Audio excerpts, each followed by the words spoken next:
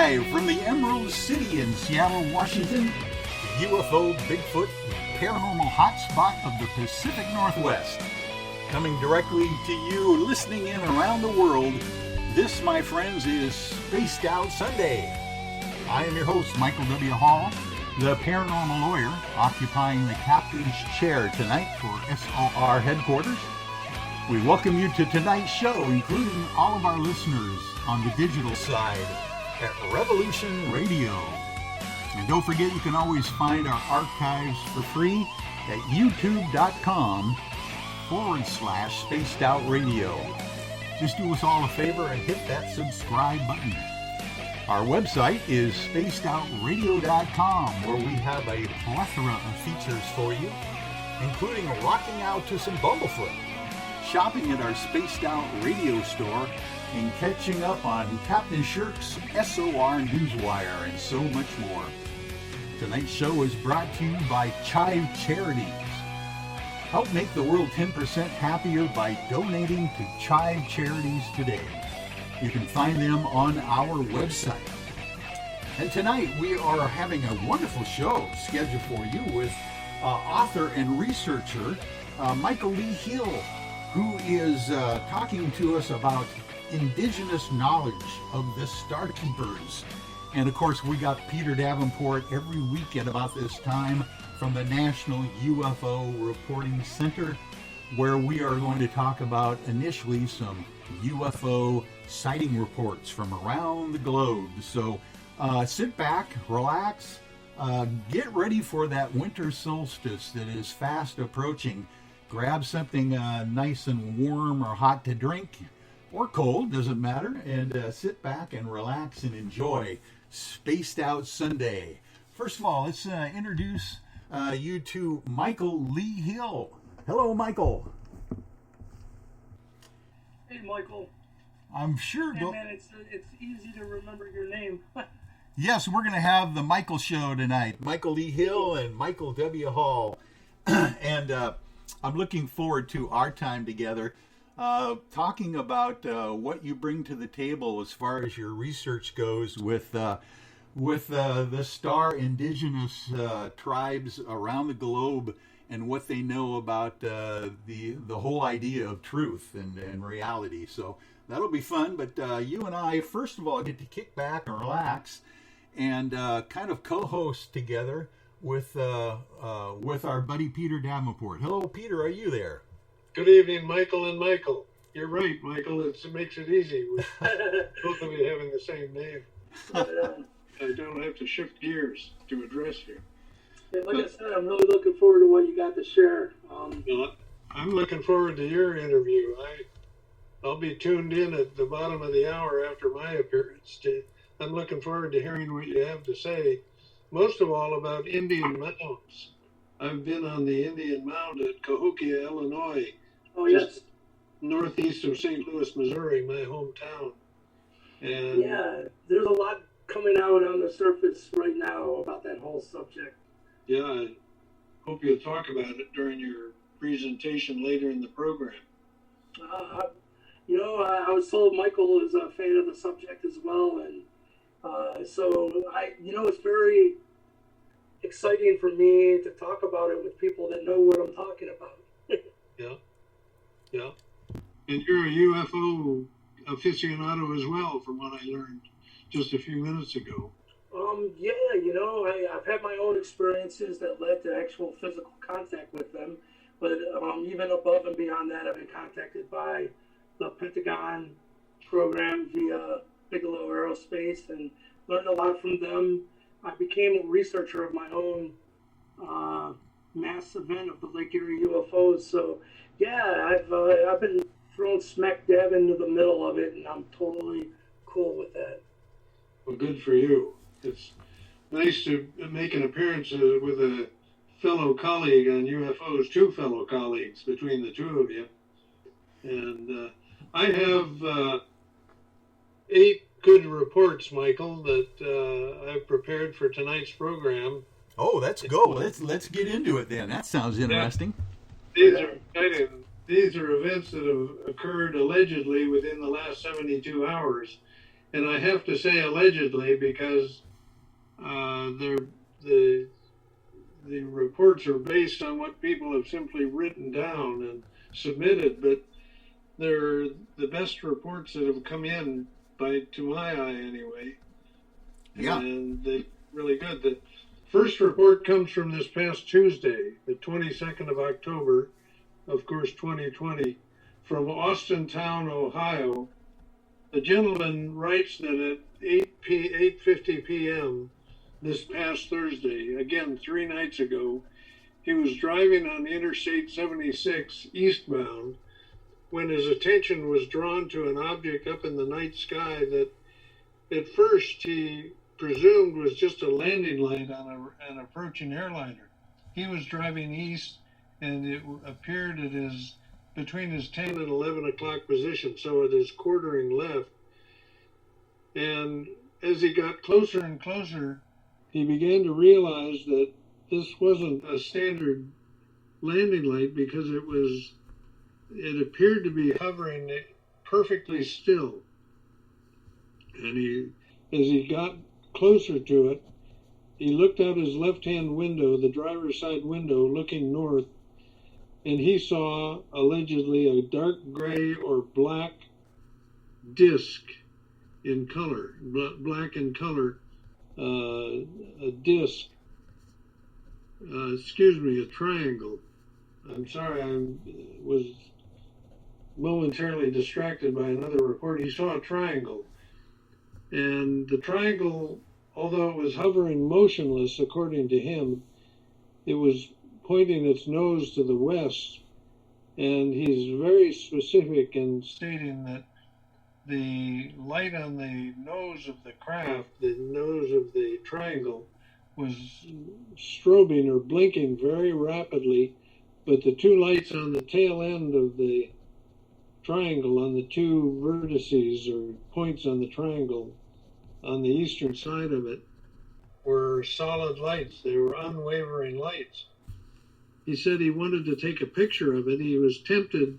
It was so dramatic that he was tempted to stop on the interstate or even go back if he could get turned around. He wanted to see it more closely. But this is near the east side of the Meander Reservoir, he says. That means nothing to me, but probably means a lot to people in our audience who are from the state of Ohio. But he says, he goes on to write that it was with total disbelief that he viewed this object. It apparently was quite a dramatic sighting. Oh my, a big black triangle hovering over a reservoir. Yeah, there you go. And this isn't the last triangle I'm going to be talking about tonight. Second report I'd like to talk about, Michael, occurred on the next night. This is this past Friday, 2 nights ago, at about 8 p.m. He doesn't specify the exact time. From Santa Clarita. And a gentleman writes that he saw, as in the first case I just talked about, he saw one light at what he thought was a very high altitude moving southwest over Santa Clarita, California. Didn't seem to be traveling fast, but what attracted his attention immediately was he saw the light flash, a very bright flash, and suddenly there are now 2 lights in the sky. Apparently the first one either split or a second light streaked up to it so fast that the witness couldn't see its movement. But the interesting part of this is when the 2 lights first appeared in the night sky, they suddenly started rotating around one another, swirling around each other. So what they were, God only knows. But it's a very interesting report, very well written, and I suspect the source of the report is a very skilled observer. He writes very well. Yeah. The third case I'd like to talk about comes from St. George, Utah, down in southern Utah. A gentleman was outside setting up a camera to do some astronomical photography, so he's probably a skilled sky watcher at least, perhaps even a skilled astronomer. And he didn't happen to capture the object with his camera, but he saw a formation, a triangular formation of lights that he saw streaking across the night sky. He says that if he hadn't been looking at the right part of the sky, they probably were moving so fast he wouldn't have noticed them. But 3 bright dots, just a little bit less bright than Mars, and as a sky watcher, he's probably able to make a fairly accurate determination of brilliance or brightness. And he said they were moving so fast that his eyes could not follow them, keep up with them, and they disappeared behind a nearby building. So, oh my! My first suspicion would have been the triplet of marine satellites that the Chinese maintain for military purposes, I presume. Yeah. These lights apparently covered so much of the sky in a very short period of time that they almost certainly were not satellites. Satellites don't travel that fast. So a very good sighting, and again, it occurred just 2 nights ago, Friday the 23rd of October. And one of the phenomena I'd like to talk about is a resurgence of the Starlink satellites that have been launched by Elon Musk out of Cape Canaveral. Last night, the hotline and our associated website received somewhere between 40 and 50 reports of what I think are Starlink satellites. However, the reason I mention it, other than to alert our listeners to the fact that if they go out tonight and see 30 or 40 or 50 or 60 satellite-sized lights in a straight line moving overhead, they won't call the hotline in a panic, and they'll recognize that they're Starlink satellites. But there's an exception, there's an anomaly that is appearing in some of these reports. Some of the witnesses are swearing to me that they saw not only the satellite-sized lights moving overhead in a nose-to-tail fashion, but they saw actual craft apparently in proximity to these lights or being obscured by them in some way or another. And I don't know what to make of this. This has been going on for over a year. People claiming that they're seeing something quite palpable, quite visible, other than the Starlink satellites. But I mention it just to alert our listeners to the possibility that if they see these objects, I hope they'll pay special attention. Yeah, that is very interesting, Peter, that people are realizing what the Starlink satellites are now. I think a little bit more than they did a few months back, but now they're being discerning and seeing other things in conjunction with them. I'll tell you how that is interesting to us, because the UFOI team guys that I am involved with myself literally took the Starlink satellite feed of back in March, and not March, but around that area when they first started throwing them up there. And they actually were able to point out some UFO, sighting reports with their own Starlight feed, of the booster rocket as it's coming back down to the planet, after it gives the Starlink satellite booster a ride up into space. So I'm thinking that there could be some activity, UFO activity, that is kind of in conjunction with what's going on in the Elon Musk launchings. Maybe they're curious as we are of what's going on up there. Yeah. Well, it's fascinating because they're definitely interested in what NASA was doing, you know? Yeah, So it makes sense. it does. Oh, this is good stuff, Peter. Keep going. This is fantastic.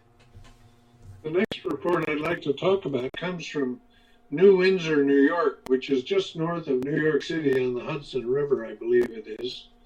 This comes from last night, the 24th of October, Saturday, at 19:28 or 7:28 p.m.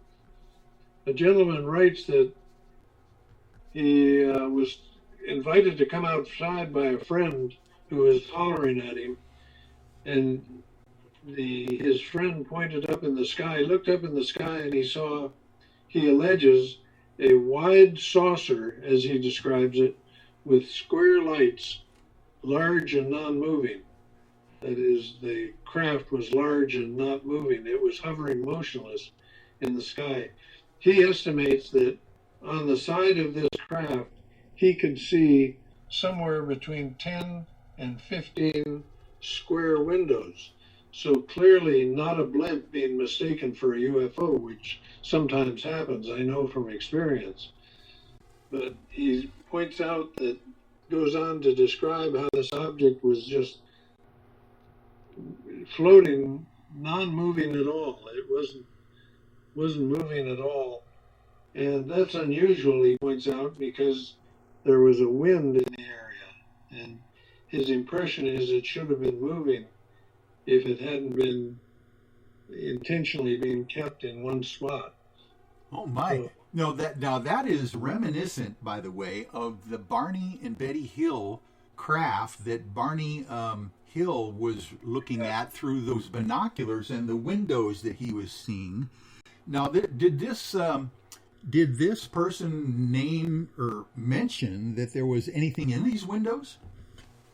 He doesn't, but yeah, if I have time, I will contact him and ask him that question. That's a very good question, Michael. You know what we ought to do, Peter, and we've talked about this at one point, and maybe we'll just put out the thought for people who would be interested in calling in to New Fork with their sighting reports, if they're willing to come on our show for 5-10 minutes and just tell us a little bit more detail about what their sightings are. We could interview a few of these folks. Oh, that's a wonderful idea. I'm all in favor of that. Yeah. And we'll talk about that offline and get something set up. Nice. That'd be a lot of fun. This gentleman from New Windsor writes that all his life he's been an absolute skeptic on the subject of UFOs, but this one has forced him to back off that position. Yeah. A hovering craft with square windows. That'll do it for you. Yeah. And the next report I'd like to share with our audience is very similar to the one from New Windsor. This comes from Wilmington, North Carolina. Again, last night at, I believe, the same time, 1928 hours or 7:28 p.m., the gentleman writes that a group of friends and he were on an island near Wilmington, North Carolina, and they saw what they thought was a comet in the distance. But this comet proceeded to approach their position, and they began to see that it had depth and dimension to it. And it turned out to be a long disk with approximately 10 he says, equally shaped and uniform white lights. All 7 of the people in the group he was with saw this object, and they were all flabbergasted by it. So in short, his short description is a long disc with approximately 10 round uniform lights. Unfortunately, he doesn't describe whether the lights were on the craft or around the craft. That's a detail that he doesn't touch on, but very similar to the sighting from Windsor, New York. Well, it sure is. I mean, and that's not, let's see, Wilmington, North Carolina, and then Windsor, New Windsor, New York. My gosh, that's not that far away for a craft like that. And they both had glowing white windows for some reason. Lights or white windows, or Yeah. light colored windows anyway, that allowed a person perhaps to peer into the interior of the craft. Oh my word! These things are not being stealthy any longer, Peter. No, they're not at all, and I'm glad you raised that point, because it's a point I frequently make or have been making during interviews. Is whereas in past decades we used to be dealing principally with distant lights in the sky, and that has changed in ufology now. So what we are getting generally is not just lights in the sky, but actual palpable craft that have dimension to them and details that the witnesses can see. So Yeah. Wow. it's very interesting. Seems really fascinating in how they're making their visibility more open, but simultaneously you got the government coming forth stating that we're not alone and they've been here all along. So Yeah. it seems like things are coming to a head. That's my impression too, Michael, and my opinion is our government probably has a long-term agenda to do precisely what you say, and it certainly appears to be consistent with what's going on. I agree. Exciting times. It's exciting times to be doing what we're doing. That's for sure. Oh my, Peter. Well, listen. There was one thing you wanted to mention. I think we're going to go for it if we have enough time here, about President Clinton's issue and a UFO sighting. Do we have time to go through that? I think I can do a brief version of it. Okay. Probably most of our listeners have heard of the Phoenix Lights event of March 13th, 1997, 23 years ago. Hard to believe, Michael. Oh, wow. What a lot of those witnesses may not be aware of is fact number one: the U.S. military was raised from Defense Condition 5 to Defense Condition 3, skipping 4 altogether, on the basis of the Air Force intercept of one of the craft over Camelback Mountain in downtown Phoenix. But the interesting thing is, the second interesting point is, that was the very night that President Clinton allegedly injured the ligaments of his knee to the extent that he had to be spirited back to Washington, D.C. To undergo reconstructive surgery of his knee. I think that's a lot of too much coincidence for me to accept. And I raised the point because we're in a presidential era now because of the upcoming election on the 3rd of November. I thought people would enjoy hearing about that incident. President Clinton was flown that Thursday morning down to Florida, either Orlando or Miami, and he spent the day golfing with Greg Norman, the professional golfer from Australia, and the president overnighted at the golfer's home, at Greg Norman's home. And the official story is that the president was holding a ham sandwich in one hand and a soft drink in the other, and his knee just spontaneously gave way underneath him. Well, that could be, I can't deny that, but if I were to meet with the president, I would ask him whether he would consent to have a qualified medical team inspect the surgical scars that no doubt would linger on his knee, on the skin of his knee, as a result of the alleged surgery. But my suspicion is the president either was not injured or he was injured in the course of being evacuated from the home of Greg Norman, and it had his alleged injury, whether indeed it was a real injury or not, was related to the Phoenix Lights event. I just thought our audience would enjoy hearing about that possible correlation between the Phoenix Lights event and President Clinton's injury. Oh my! You know, that is something I had not heard of, Peter. The idea that there was a major DEF CON event that same night.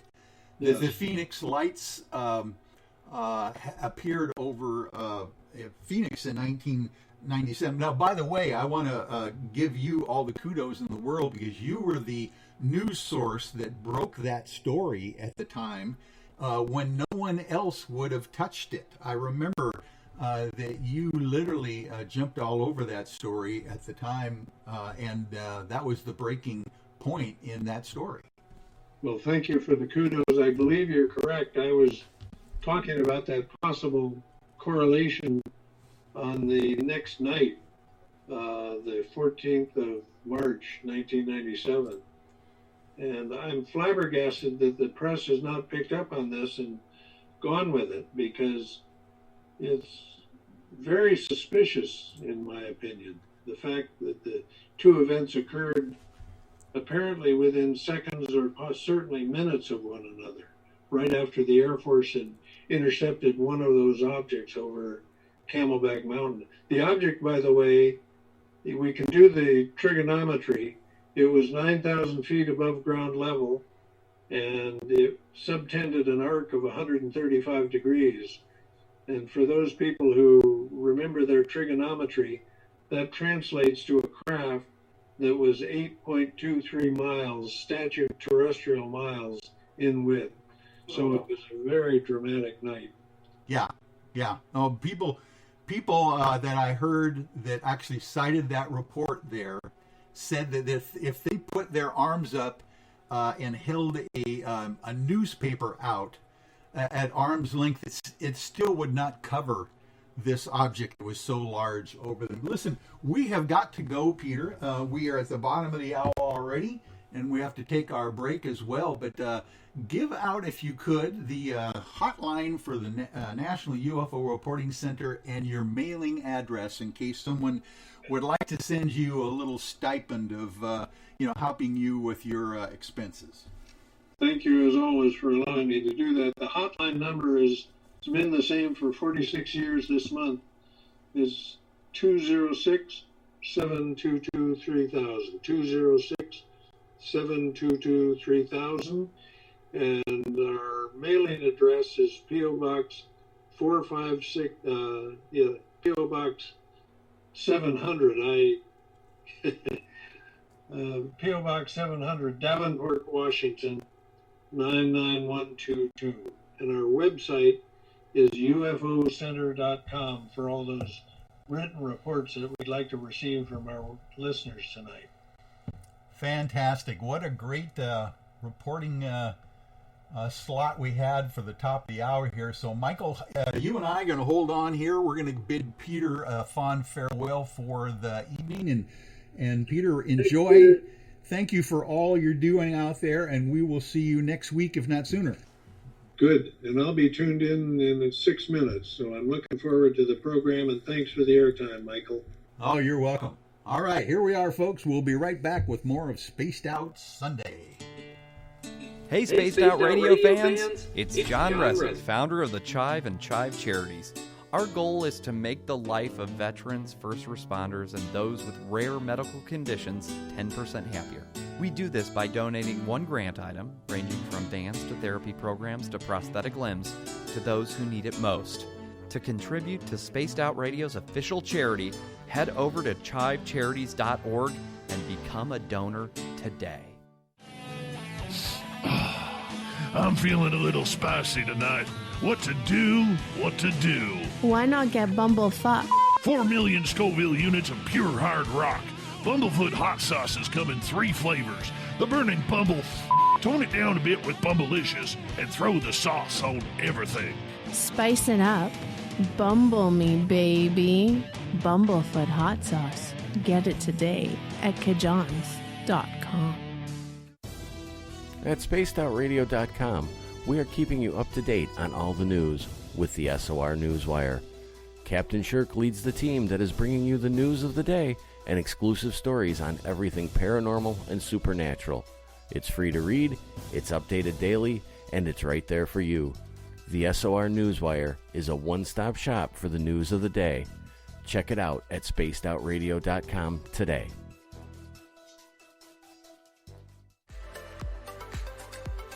Are you looking for great advertising value for your company? Look no further than Spaced Out Radio. We have a multitude of places to get your name out there, including commercial ads during the show, special promotions, and banners on our website. Our audience is proven to support the companies that support our show. We can make your budget work for you.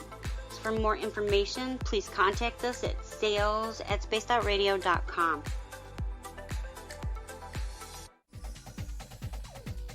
Hey everybody, the SOR Space Travelers is open. For just $5 a month, you can hang out with Dave and our crew privately in our members-only section. With your signing, you'll receive newsletters on what's going on with Spaced Out Radio. You'll have direct contact with the host during the show in our chat, live streaming videos, and a great forum for your posts and more. Become a space traveler now at spacedoutradio.com.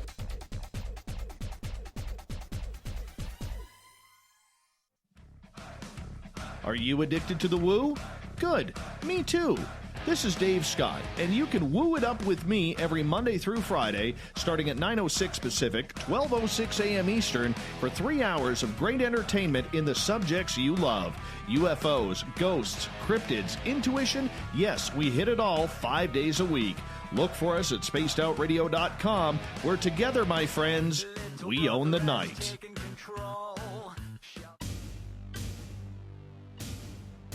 You wanted new SOR gear, and now you can have it. The SOR Vault is fully stocked with t-shirts, hats, hoodies, mugs, and everything in between, with great logos for you to choose from. So head on over to spacedoutradio.com, click on the SOR Vault, and go shopping. Pricing is quite affordable, and you can look good representing your favorite show. So go to our website and pick up your new SOR wear at the SOR Vault today. Need that weekend's supernatural fix? Look no further than Spaced Out Saturday right here at spacedoutradio.com. I'm Stacey Edwards. And I'm John Edwards. Each Saturday night, Stacey and I are going to bring you the best in paranormal, cryptids, UFOs, you name it, and we're going there. It's all about the experience and to share the knowledge with all of you. So tune us in every Saturday night on Spaced Out Saturdays, starting at 9:06 p.m. Pacific, 12:06 a.m. Eastern, only at spacedoutradio.com. From the heartlands of Canada to beards around the world, we know how to take care of you. Fill your follicles with the Mighty Moose Beard Oil. All our oils and balms are handmade and 100% natural ingredients because we care about your beard. And hey, use the promo code SOR2019 and get your Mighty Moose Beard Oil today. You can check us out on our website, mightymoosebeard.com.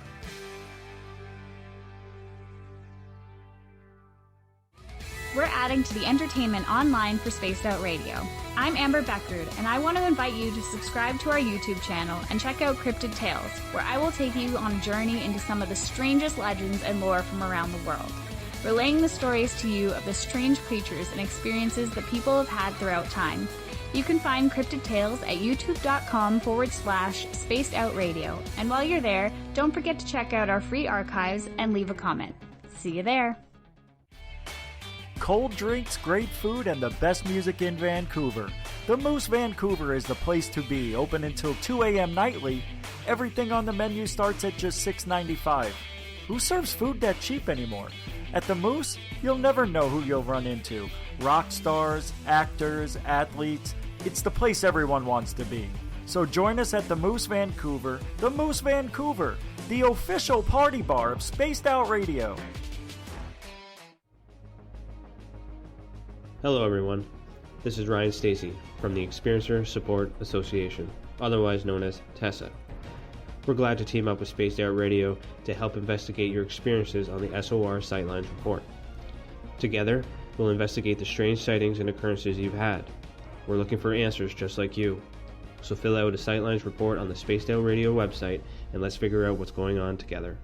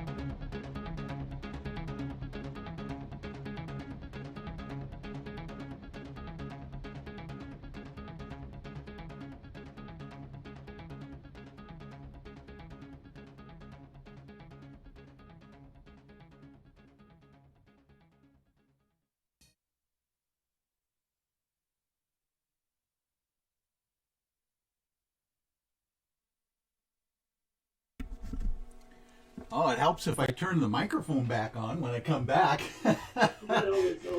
We are back here, Michael.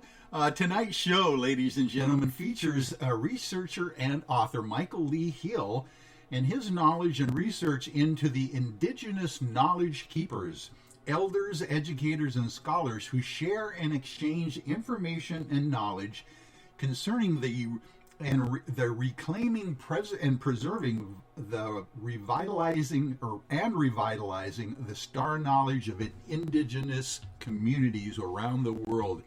I am really excited to have this researcher along with us tonight. Michael, how are you doing? I'm doing fantastic.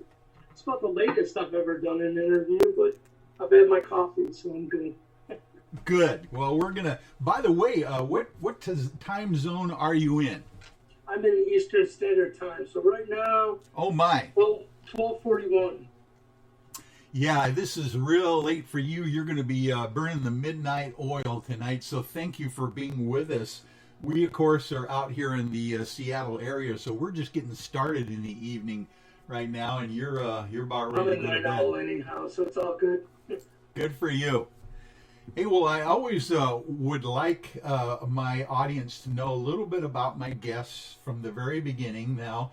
And other than the fact that you are a indigenous knowledge keeper yourself, I know a little bit about the fact that you're quite a musician and have been most of your life.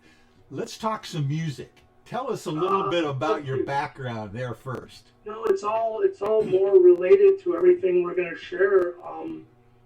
The universe is being sung into existence, and star knowledge is all the knowledge of light and sound, and so it's all related, definitely. But yeah, the whole Native American Indian star knowledge movement, which now the University of Ottawa in Canada, if you just go to their website and type in star knowledge, you'll see that they're now offering college courses and events on every solstice and equinox of all kinds of elders sharing their star knowledge of, pretty much Chief Golden White Eagle started the movement, and I believe it was 1996, and he said, your viewers might know he has been on Ancient Aliens many times. He is the spiritual leader and chief of the Dakota, and he brought me into the fold as the official spokesman of the Mound Builders on Seneca Iroquois bloodline. But we can get into all of that. But that was pretty far down the line, It all started for me, so you're just a little in a nutshell. I started filming UFOs over Lake Erie, and this was probably around 2005. And I just accumulated quite a library. One of the clips went viral and got over 1 million views. So that ended up getting the History Channel knocking on my door. Excuse me real quick. And at first they just wanted to they were doing a show of Skywatchers, and I had a 5-minute segment. But they had just interviewed another Skywatcher, and they found out he had filmed the exact same orbs of light that I'd filmed over Lake Erie. Had the same story of contact with the intelligence behind the phenomenon, but they found out he had a very rare blood anomaly that came up in his military. They did a thorough medical testing because they were going to send him overseas. So the History Channel thought, wouldn't it be weird if these two guys that don't know each other, but their stories are so similar, what if this other guy, meaning me, had the same blood anomaly? So they ended up sending us both to Boston to have our medical and blood work done by a Harvard professor whose name was David Systrom. And in that show, it ended up being the whole hour-long episode, by the way. And in Bill Burns' book, UFO Hunters Season 1, the book, he reveals that it was our episode that actually got them renewed for a second season, because Bill flat out in the episode, which is called Alien Contact, he said, I'm going to prove these guys are hybrids. And one of the other, Pat Uskert was like, what the heck? Well, the History Channel really liked the drama. Imagine that. Yeah. So it ended up being a fan favorite, and it still is to this day. But the end of that show is when they revealed via the Harvard professor that I don't have normal human blood. And I know that sounds very strange, but it is what it is. I've actually had some people going, that's BS. It'd be all over the news. I'm like, man, I'm not making this up. Go watch the episode. This isn't my opinion on the subject. Matter of fact, I was kind of not real happy with it. I was like, wait a minute, man. This isn't a TV show anymore. What are you talking about? Should I be worried? This is your life that you're dealing with. What are you talking about? Blood anomaly. And he said, what do you think unknown means? He was actually kind of not real nice about it. I was like, well, he said, if I had to place a guess, I would guess that you have some type of virus that is tricking the brain into releasing these massive amounts of creatine kinase into your blood system. But that would be just taking a guess. And well, Michael, let me stop you right there. The reason that I think that is fascinating is that literally, I was married for 30 years to a lovely Basque woman, Basque. And I have 4 Basque children. And literally, I know a little bit about the blood anomalies that you're talking about. I mean, that is fascinating to me that for some reason, some strange reason, you and this other gentleman up there in the Michigan, northern Michigan area here, were tagged somehow because of your anomalous blood background that you've got there. By the way, I want to make sure that my listeners know that Upper Michigan there, or Michigan, where you literally had those initial sightings reports. Actually, it's Ohio, just so you know. It's a suburb of Cleveland called Eastlake. Oh, I'm sorry. Okay, Cleveland. That basically is the same general area where J. Allen Hynek got in trouble with those Michigan swamp gas things up there. Remember that same time in the 60s? So there has been a lot of history with sighting reports up in that area. Man, I found out so much. That's fascinating about your wife and your children. Yeah, Basque is the exact same bloodline. It's, not to jump in the deep end, but it's the remnants of the Atlanteans. And one of the first, because Atlantis didn't go down in one big earth change. There's 3.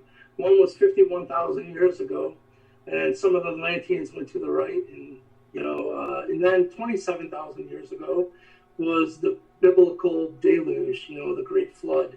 And more of the Atlanteans went to the right and into the Basque area and whatnot.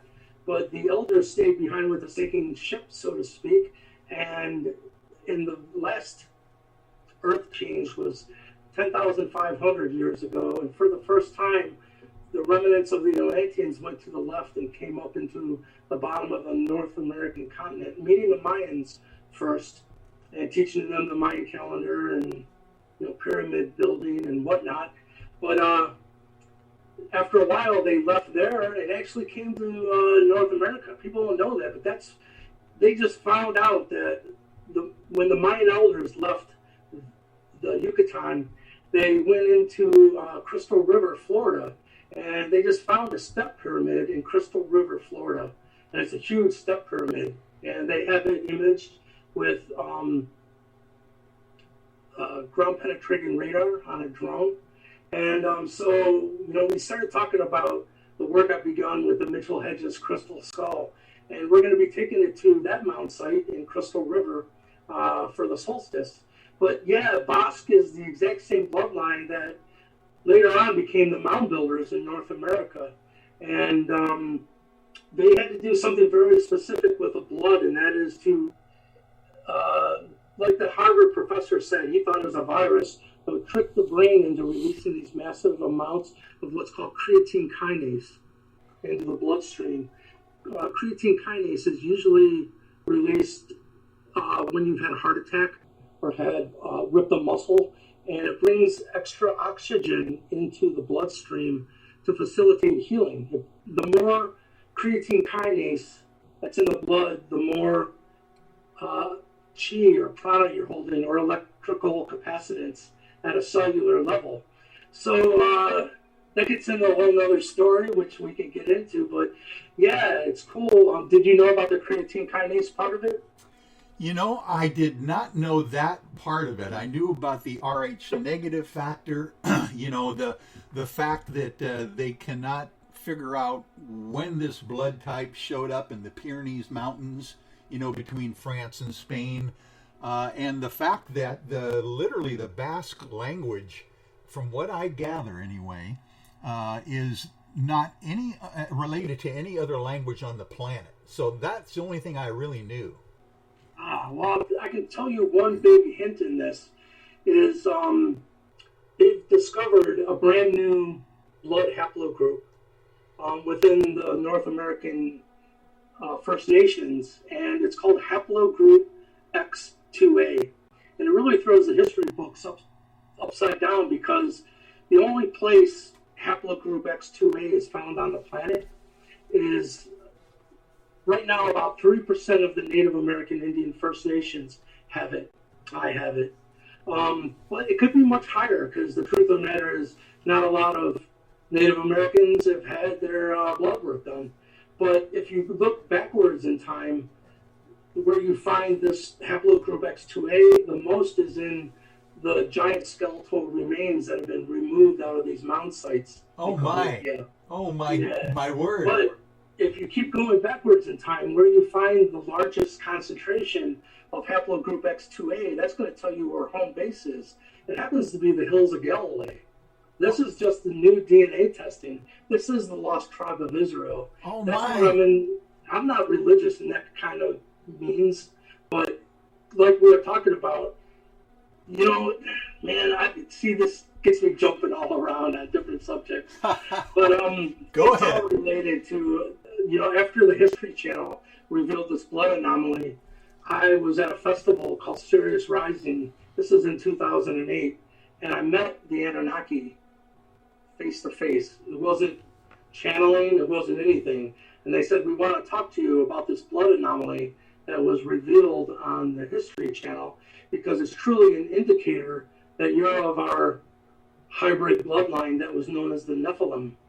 And so, yeah, it's all connected, and it all gets into the North American Indian culture. You know what's funny to me, man? I can tell you, the elders, the chiefs, the grandmothers, they know what I'm telling you right now. You know, because, you know, let me explain how that happened. I was adopted, so I never knew my heritage. You know, I had no clue how to even find out. People were like, dude, you look Italian. So I'm like, oh, all right, probably Italian then. Yeah. But after the History Channel, the Harvard professor told me, you know, we know you're adopted. If you can contact your biological parents, you probably should, to see if this is something hereditary or, you know, passed down through generations. So for the first time, I tracked down my biological mother. I met her. I met my two sisters. But that is when I found out about my Seneca heritage of the Iroquois. And so when I found out that, you know, I really never even looked into the subject of Native American Indian culture or whatnot. And I thought, man, how cool would it be to be able to meet the elders and the chiefs and the grandmothers of all these, you know, different tribes and whatnot. And obviously my next thought was, like, well, how the heck is that going to happen? To me, I'm just a white guy, you know, I'm like the instant Indian. And but sure enough, I was asked to speak at, it's called Angels and Aliens Conference, and Chief Golden White Eagle was the keynote speaker. And he just walked up to me out of nowhere and he said, would you come to my Star Knowledge conferences? I need the Nephilim ambassadors to show up. We need your energy there. I'm looking around like, who's this guy talking to? You know what I mean? But before I knew it, you know, I was taken under their wing, and they recognized me as the reincarnation of an Iroquois chief. We'll get into that. He's known as the Peacemaker. And he was actually the person who united the Iroquois tribe of Indians, because they always weren't at peace with one another. Yeah. And that's a whole other story. But yeah, so haplogroup X2A, your viewers could just go and Google that. And so there's DNA proof. By the way, that DNA haplogroup was only discovered, I believe it was 1998. That's not that long ago, you know? I think I read something about this, Michael, where they say that the oldest lineage of DNA on the planet is a Native American guy. Do you remember that article? Yes, indeed. Tell us about that. Well, you know what I found out is, like I said, this bloodline actually goes back pre-diluvial, pre-flood, and that, man, it's a deep subject. I'm having a little bit of trouble, because if I start, it might go on for a minute, but we got a lot of time, right? Well, we do, but we got 4 minutes before the break, the top of the hour, if you want to hold over till after that. But I was just kind of getting the idea that I'm corroborating what you're telling me, I think. Yes, by the fact that you've got some ancient DNA running through your cells that is very unique. That's fantastic. Yeah, I've learned a lot from it, because we can get into this, but right along the same time frame as meeting the Anunnaki in 2008, I was approached by an individual named A.R. Borton, and he was the head of the NSA remote viewers. And you find out the remote viewers are very involved with reverse engineering. So they knew of my contact with them as well, just like Bigelow. And so he took me under their wing and gave me a whole course of study, which I've released all of my study material and everything I got, I've released it to the world. Near the end of his life, he said the time for secrecy is over. And up until that point, he told me, I don't want any light shown back this way. So I didn't. I'm a man of my word, and if I say I'm not going to do something, I don't. But when he said, now's the time for secrecy is over, release this through your networks. So I learned a lot about the bloodline. And as a matter of fact, the group of the remote viewers told me they had about 200 members in that group, and there was 12 members that had my bloodline. And my numbers of creatine kinase would have put me at about the middle of those 12. Oh, wow. I had no idea that was prevalent amongst remote viewers as well, that bloodline. Well, it's like, if you think about it, if extraterrestrials are communicating through telepathy, then the ability to send your consciousness and perceive should be called remote perceiving, Yeah. But it's funny, because they didn't teach me that. I actually learned the ability to remote view and to change realities. I hate to say it. I know it sounds woo-woo, but it came through the Seth material. I don't know if you're familiar. Yeah. That material changed my life, and I took it to heart, and I took those principles and I applied them to my life, and I changed my life. Well, the NSA took notice. The head of that program said there's not too many people that can tune in at will, and those that can are noticed, and so you were. Oh, I'll bet. Oh, my goodness, Michael. We are now at the top of the hour already. Can you imagine? And we're going to take our break, and when we come back,